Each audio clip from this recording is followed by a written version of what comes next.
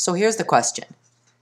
Is TransCanada, in its building of the Keystone XL Pipeline, using the same eminent domain techniques that became infamous in the Kelo versus the City of New London case?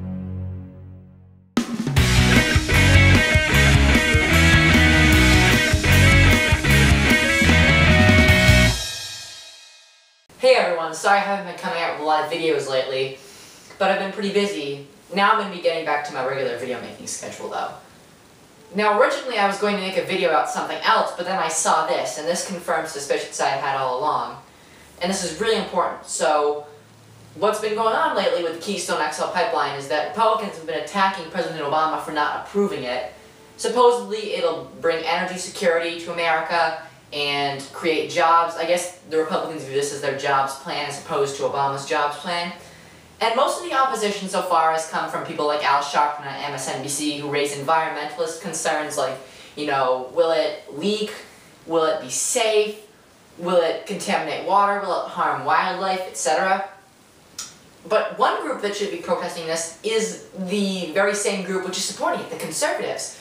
Because TransCanada, the company that will be building this pipeline, is trying to use eminent domain to force landowners to give up their land in order to build pipelines. Now, what's been happening is that it's suing 34 people in Texas and 22 in South Dakota because they don't want to give up their land. And the New York Times covered this, and I read this on National Review Online and another website.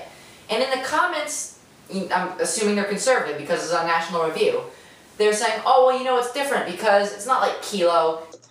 LDM wrote, eminent domain is a red herring. Common carriers, railroads, pipelines, telephone companies, etc. have had the right to use eminent domain for well over 100 years to acquire the rights of way, servitudes, easements they need to build their track, pipeline, transmission line, etc. This power has been given to them by both the federal and state governments because otherwise they would never be able to complete any project without at a minimum being subject to extortion by one or more landowners and perhaps being unable to complete a construction at all because one landowner in a key location just refused to convey a... So the argument he seems to be advancing here is a kind of hypocritical one, where it's an extortion for thee but not for me argument.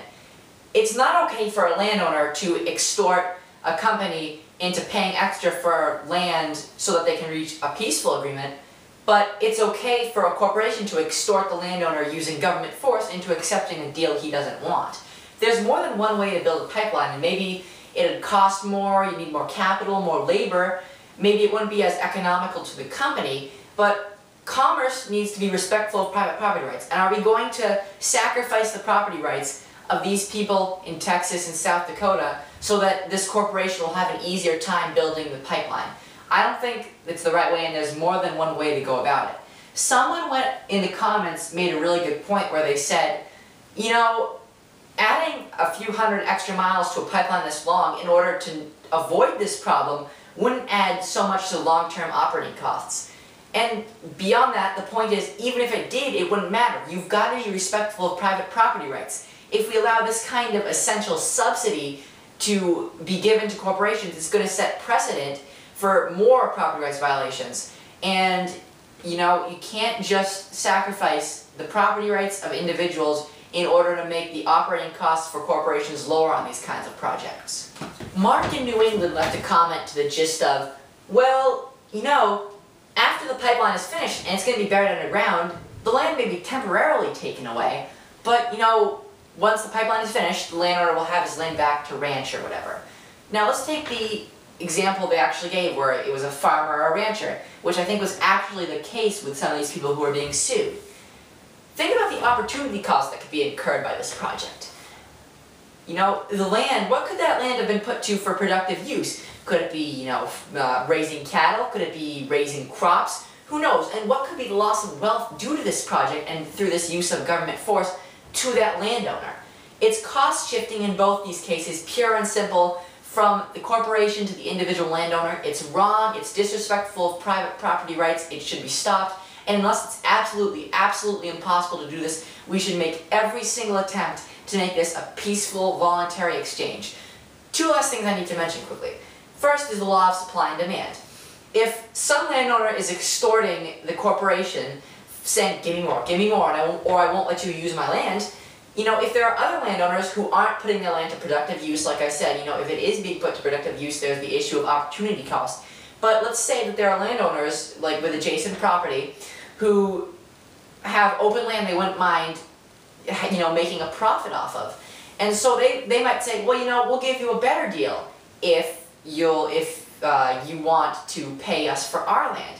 Now, of course, that would be the trouble for the corporation of having to reformulate their pipeline, but still, at least it's not coercive, you know, and then that kind of competition drives down costs. So we ought to keep the options open and realize that even though the cost might be slightly higher for the corporation, you know, there's going to be first this moderating cost effect of law of supply and demand, and also it's non-coercive, which is very important. Secondly, just because something is precedent doesn't mean it's correct.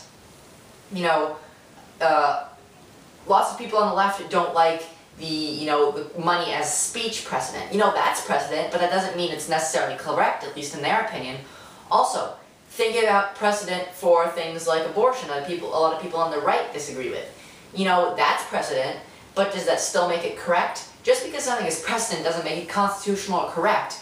And so, that's the point anyway, that this is wrong, it's not constitutional, it's immoral, and you know, it's unnecessary. So we really should try to find a different way to go about solving this problem, which would be peaceful, and it would be respectful of private property rights, and it would, in the end, work for the benefit of everyone involved. Anyway, I hope you liked this video. Free market rocks, government intervention knocks into price system barriers, making the situation hairier. No to the Keystone Pipeline until they respect private property rights.